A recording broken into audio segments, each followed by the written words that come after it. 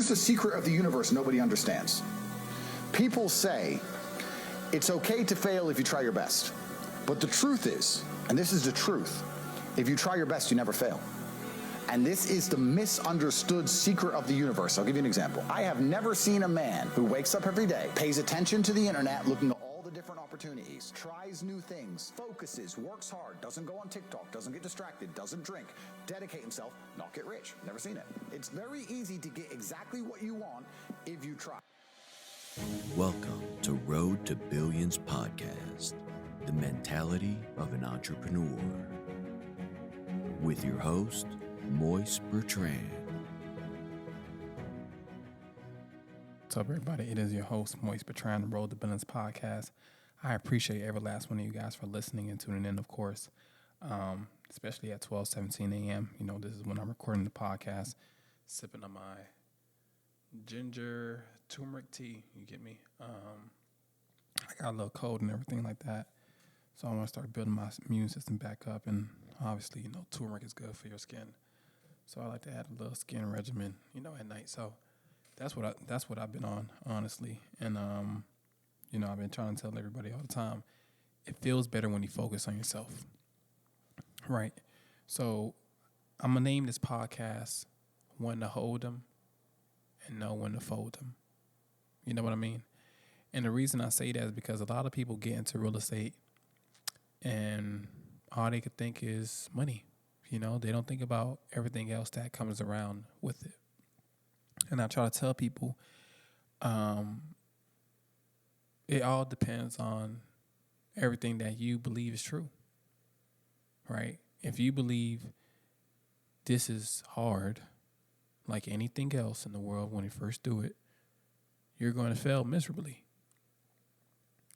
But if you look at it like, this is a bit hard to understand, but I'm willing to learn because I know with time I'm going to get better, then eventually you will become successful. And I was talking to my plumber today because I had an issue with a plumbing line, and I could talk to you guys about this because if I don't tell you guys, you know, things like this, you guys won't ever be able to learn. You get me? So whenever you're running a contract quote, bro, like I have like 3-4 people of every trade come and give me a quote, right? So today I had I had plumbers come, and everybody was giving me different quotes and everything like that. And, you know, it's funny when you meet different people because everybody's really trying to sell themselves to you. And I try to tell people, listen, I'm not here to, like, negotiate with you low-key. I'm not here to bargain with you. I'm just here to get a quote. You don't have to bullshit me. You feel me? I see your nice truck outside, so I know you're making some. Come on now. You get me? Because the people who never did me wrong was the people who had the fucked up cars. It was the people with the nice cars that, you know, for some reason they just money hungry, right? So they try to siphon that energy from everybody. And those type of people you don't want to work with because they don't understand, like, working with investors sometimes. They don't understand working with, I'm not going to say small companies, but I'm going to say small corporations because that's what we are. And, you know, we look at things different. I look at things different now because when I used to work with, you know, small handyman and everything like that, them coming and beat up trucks, I used to think, damn, this dude, he might not do a good job. And that's the guy with all the knowledge. That's the guy with all the wisdom. So, like I said, I had 3 plumbers come in today, and, you know, I'm sitting back and I got skin in the game. You feel me? I'm 4 or 5 years in, so I'm just listening, watching, talking, you know, anticipating. Because at this point, I kind of know everybody's, like, script. You feel me? And what stood out to me was that out of everybody, yes, one guy, he was from Cameroon. Shout out to Eric. He was a little bit more detailed. You get me? And he taught me a lot because I'm still learning. Like I tell people all the time, like I'm not ego driven. I don't know everything. So if you be like, hey Mo, what's this and this and that? I'm like, bro, I don't know. That's why they have electricians and that's why they have plumbers. But this is things you get deeper into, you know, once you start learning the basics of flipping all that good stuff. But when you really get into everybody's trade and knowledge, they're going to look at you like, damn, how the hell you know what R20 is? Yeah, bro, R10 or R20, that's what we put in for coolant for the HVAC, you know? Or we might need a pump. We could pump it in, or we need a pump. We need a vacuum to vacuum the water out, right? You can't have too many condensers on a mini split. It's going to blow the system. It's going to leak. Shit going to get bad. You get me? When you start doing cast iron, galvanized, PVC, PEX piping and stuff like that, all those things are just definition. All those things are just words, right, that have specific meanings to where things are in the home, what type of pipe is being used. You know, you have copper as well. But like I said, the Cameroon guy, shout out to Eric, he just gave me everything, you know, as far as information, as far as me being an investor and being young, because they look at me like, yo, like, you really young as shit, bro. Like, you 27 doing this. And sometimes I sit back and they look at me like, how old are you, bro? I said 27. They like, no way. They like, wow. I'm like, how old do you think I was? They be like, damn, you do look like you're 27 or younger, man. Everybody be like, you don't look 27. You know, everybody tell me that. I be like, that's a good thing. You know, I feel like the money try to keep me young. You feel me? You rub the money on your face, it keeps you young. But yeah, the plumber, bro, he definitely had a nice truck, but I understand that everything he taught me today was knowledge that I can't even ask another plumber for, because it allowed me to avoid the two plumbers that came before him. He was the last plumber. You get me? So he was the last plumber.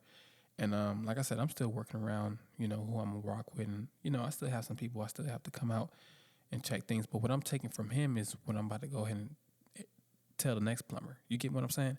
So he already knows, hey, bro, like, I'm not the one to just fuck over. You feel me? At this point, I already know what needs to be done. I know the terminology. I learned yesterday. And now I just added to my knowledge of, you know, books, you know, for my knowledge of real estate. And it's a beautiful thing, bro. It's a beautiful thing, especially when you, like, talk in the language of the tradesman. You get what I'm saying? So that was one of those things I just learned today, man. Just, you know, talking to everybody. And also just knowing when to fold them. You know, the people who I thought were going to be the solid plumbers, they were just leaving out key information. So I got to fold them. The people I got to hold on to is the people who are feeding me the right information. And even though the people who was giving me bare minimum information were a little bit more enticing, you know what that gets you. So you already got to know what I'm gonna finish up with that. You know what cheap labor gets you what exactly. So, you know, I try to tell everybody, man, just try to interview as much as people like as possible. And it's not you being like weird or anything, because people gonna feel some type of way if you come out there and you talk to them and you guys chop it up. I'm like, bro, it's not personal. Like, this is this business. Unless you just want to work on the budget that I have. Like, you talking about X, Y, Z, I'm telling you, this is what I got to work with. If you don't like it, then we can meet somewhere down the middle. If you feel like that's too far out or too far, you know, unreasonable, then, hey, at this point, we don't have to work together. But I don't want you to taint this communication that we have over, you know, a misunderstanding. Like, hey, I still appreciate and I still understand your work is very much quality, but this is what I'm looking for. I'm not trying to cut any corners, but I'm trying to go get that used car from the Toyota dealership, because, you know, at the end of the day, Toyota cars last. You get me? You see how y'all like how I did that, and I brought that back to Toyota, because everybody know if you see a Toyota, they've been around so damn long, bro. Goddamn, you would look at a Toyota, you be like, damn, that shit got 250,000 miles on it, 300,000 miles, still running like new, AC blowing it off. But that's pretty much longevity I'm trying to give you guys as far as the workmanship that's being done on the home and on any home, right? So I try to work alongside with people who I have much respect for, and people who I feel like it's just egging me on to just try to work with them just because they might feel like they know a little bit more. I tell them that's why my intuition plays a key part in me being successful. Because you could present yourself as whoever to me, but I'm looking right through you. You get me? Like, I tell people all the time, I'm not going to beg you to work with me. I'm not going to sit there and tell you what I see in you. But what I am going to say is, hey, listen, I don't think this is a worksmanship we could work on. You know, your price is probably too far out of reach, or you know, the way you just keeping information out. Like, yeah, we'll see if this needs to get. All that is bullshit. So you fold them. You get me? The people you hold on to is the people who give you key information, right? Everybody who comes to you are going to present new information. And it's up to you to take what needs to be taken and then, you know, insert it, you know, take it to yourself, right? Collect that. And people are sometimes naive to a point where they might think that leaving out key information to you is going to make them more money, because if they bring it up while the work is going to get done, then you have no choice but to fix it, right? That's how they'll get you. Oh, you know, you got to get this replaced too. At this point, we got to get more materials. And I'm like, oh, for real? I'm like, listen, how about you go get the materials? Oh, hold up. I think I can fix it. Oh, I bet you can, right? Because you just realized this ain't the game you want to play, brother. You get it fixed. Get it fixed. You want to make more money? Charge more. You don't have to skedaddle your way through little, oh, let me see if this need to get fixed, even though it's not really need to be fixed. Like, come on, bro. Like, we all grown, bro. Just give me the quote. I'm going to tell you if I like it or not. Shoot you back my price. Boom. And they try to get you with your budget shit. I'm like, bro, come on now. Like, I'm just trying to get this done, bro. I'm tired of hearing what's your budget. I'm tired of hearing, oh, state of the art. I'm tired, bro. Like, we know your craftsmanship is impeccable. I know this.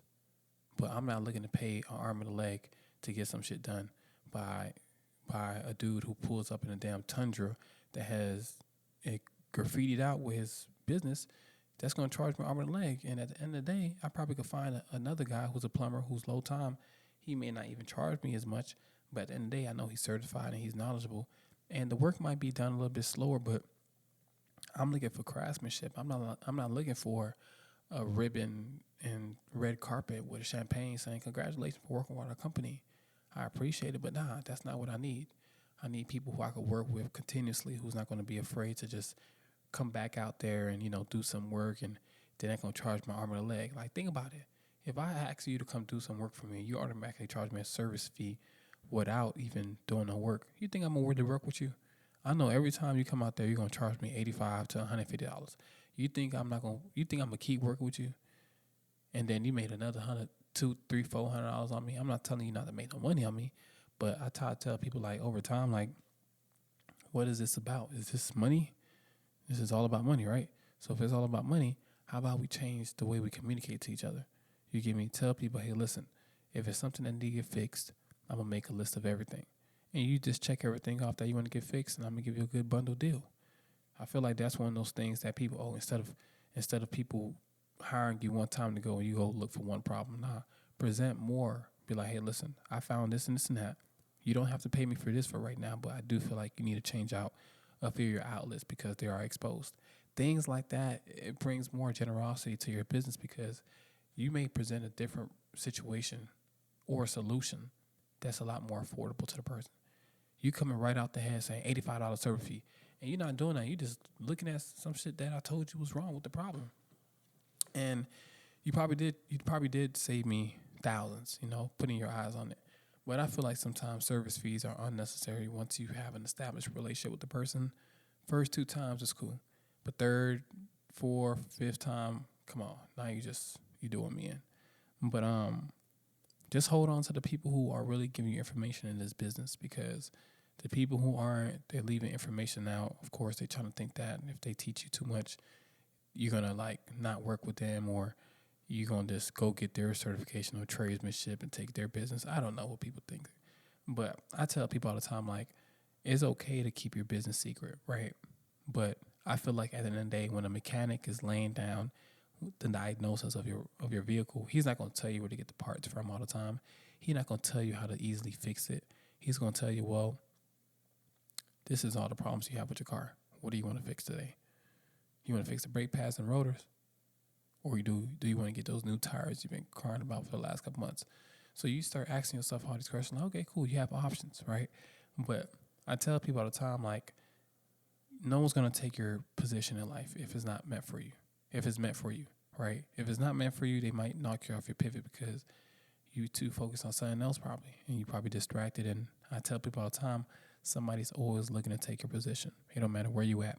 So it's okay, man. Know when to fold them. Get away from people who aren't giving you the information that's necessary to excel or scale your business, and hold on to the people who are teaching you information. Lawyers, mentors like myself, electricians, tradesmen, handymen, flooring guys, everybody who could talk to you about something, even property managers or lawn care guys, everybody, bro, like pest control, roofers. You're going to learn a lot just by working with people, paying people, people giving you back information, and everything, bro. It's a beautiful journey.